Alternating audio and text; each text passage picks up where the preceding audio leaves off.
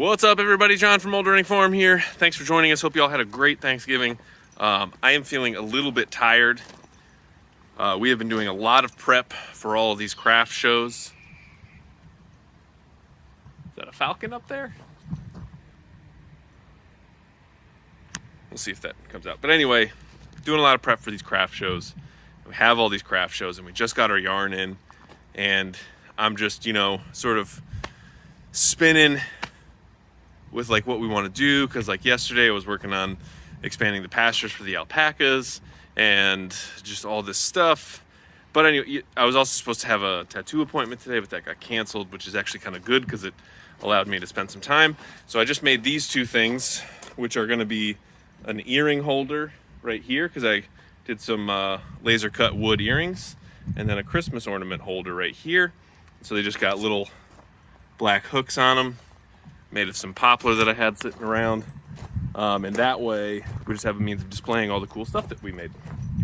But, so like I was saying, so I am getting a little bit tired. We have been very busy. And, Kat has this full-time job. I have this full-time job. And it does wear on you a little bit when it's like every waking hour that you have that's not at work, you're working on the farm. And it's the same thing if you have a homestead. It never ends. The work never ends. So Kat right now is at my parents' house and knitting hats with her mom. So, I'm here doing my thing. And very early tomorrow morning, we are going to go our separate ways. And we have 2 craft shows, which is kind of wild. So, going to be a busy day tomorrow, and we're going to have to load up both the truck and the car tonight. We have to go through and pick out all the stuff, separate it, and it'll be busy. But anyway, December 17th is our last craft show, and I think we'll be able to both go to that one. And then after that, it's Christmas, take a little breath, take a break, and then we start working on our next set of projects. And I know what you're thinking, John, you're so freaking busy, just take a break. But, I'll sleep when I'm dead, right? So one of the things that we have been talking about for a long time is what to do with our flower farm. And I forget if we actually came to some consensus, whether it was confirmed or not, but one of the things that we talked about was getting rid of the peacock house and instead putting a sheep barn down here and turning what was going to be the flower farm into sheep pasture. Now, there's pros and cons to everything, right? And Kat actually went through yesterday and dug up a bunch of dahlias that we had in here.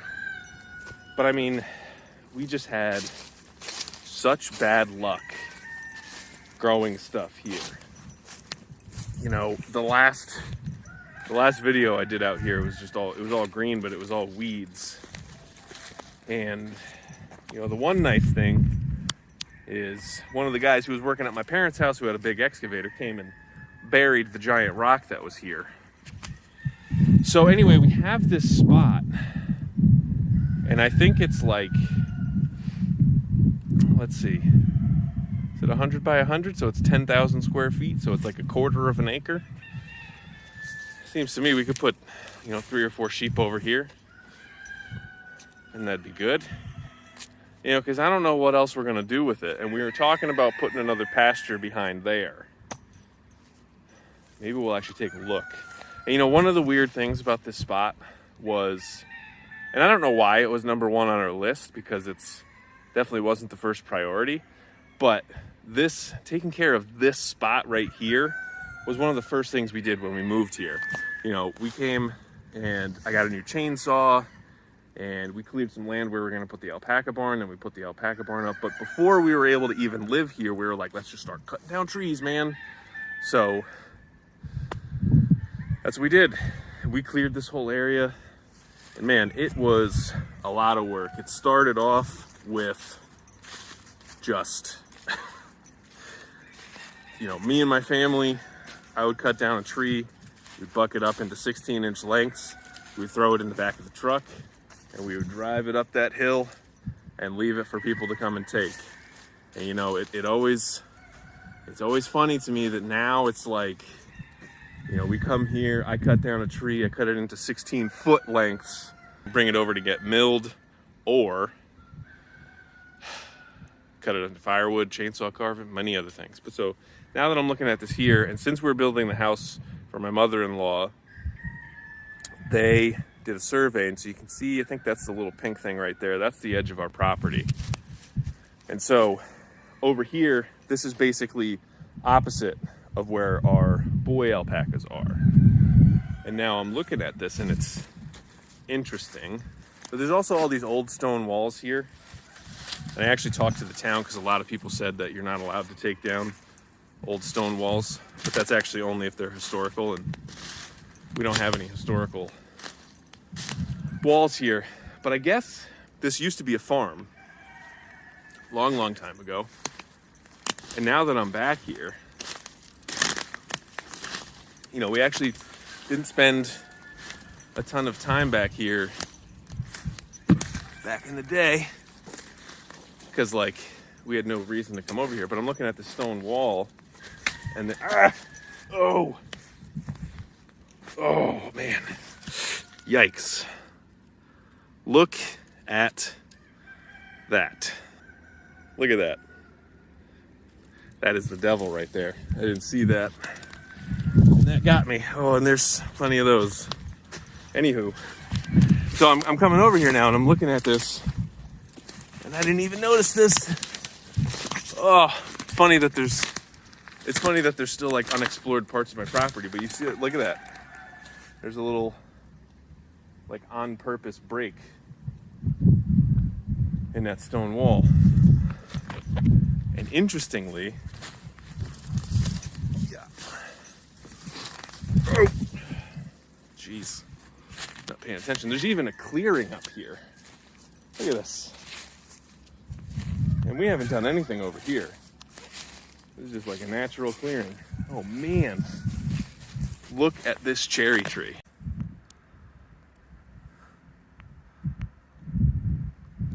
Look how wild that tree gets. That's crazy. But anyway, this is pretty cool back here. And so I know our property line is somewhere out there. But this is actually nice to know that this is here. Because even though this doesn't look like a lot of space, I spent a lot of time clearing land in my day here. And it would be nice to not have to clear that much. And so over that fence, that's where our flower farm is. And so this is where we are going to talk about putting an auxiliary pasture for the boys or for whoever's down here. You know, there's already a stone wall there. The stone wall continues and that hits the property line. There's a stone wall on our property line down there. But, you know, we would do the same thing we sort of did in our last video and only take down like the problematic trees. Since we're not going to like grow hay and harvest hay here, like we can leave basically all the trees. We don't need a completely flat pasture, and it'll also be nice have some shade for the ladies and for the, you know, for whoever's down here. It'll be nice to have some shade because we found that with our lady alpacas, who are way up there, that's funny, you know, they have a big dry lot, but the sun ends up being, you know, really hot for them sometimes. Especially when we were shearing, we had to move because we had them out in the sun, but then it was just way too hot for them, so we had to move it. Anyway, now that I blathered on for like 10 minutes, it was fun to like keep exploring our property and finding things like this little spot. Because now I don't know if we would, you know, I don't think we would take down the stone wall. That's not like worth it. But, you know, it'd be nice to have like we could build like a little wooden gate right there that sort of fits in, and we have, you know, a fence on that side, and then maybe this could be another auxiliary pasture. Because then this, same thing over here, you know, clean up some of this nastiness over there, a couple dead trees right there, leave up the healthy trees, and you got a good space. You just got to fence it in. And then someday we could plant grass. Don't know when that is going to be. But also, like, the more that the alpacas are on the pasture, the more they fertilize it, you know, because if we're able to have them over here, you know, we could have them over here for a day and then put them somewhere else and then bring them back for a day so that their poop stays and sort of grows. Because we found that, you know, they eat hay and then sometimes there's seeds in it and then they poop.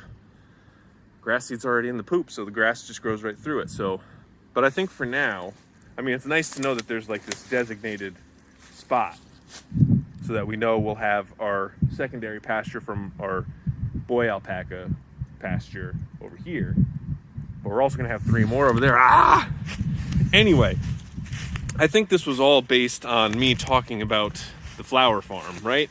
So let me get back to that. All right, so back to the flower farm. Kat has said that she thinks the best use of this space is to try to plant grass and get some other animals down here. Now, that could mean that we go and get sheep next year, or that could mean we just have it as like I said, like an auxiliary pasture for alpacas.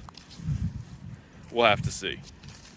You know, I'm not sure exactly what our plans are yet, but I think now it has been confirmed that we're going to take this thing down and we're going to build something over here. You know, I have a few projects on my mind for once craft fair season is done.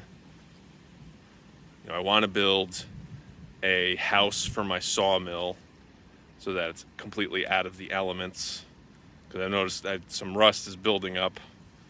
You know, I put a tarp over it every time I'm done, but I've noticed rust build up on the blades, and I'm sure it's because, you know, there's just earth underneath it, and so it gets moist and then tries to evaporate and then it gets stuck under the tarp. So I need to build like an actual floor, give it a vapor barrier, make it nice. And I do want to build some kind of tiny house, whether that's on a trailer or what.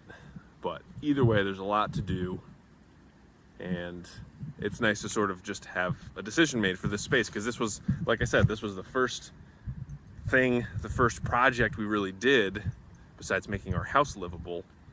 And so it's nice to, you know, it didn't really do that well last year, but, you know, we put grass down here, we have alpacas or we have sheep or whatever, they're gonna make it better soil anyway. So if in 2 years from now we decide we want to try flowers again, we can make this a big flower farm again, or we can just try to do, you know, little patches all around. We'll have to see. But anyway, thank you guys for listening to me blabber on for 15 minutes or whatever this is, and I'll see you in the next one.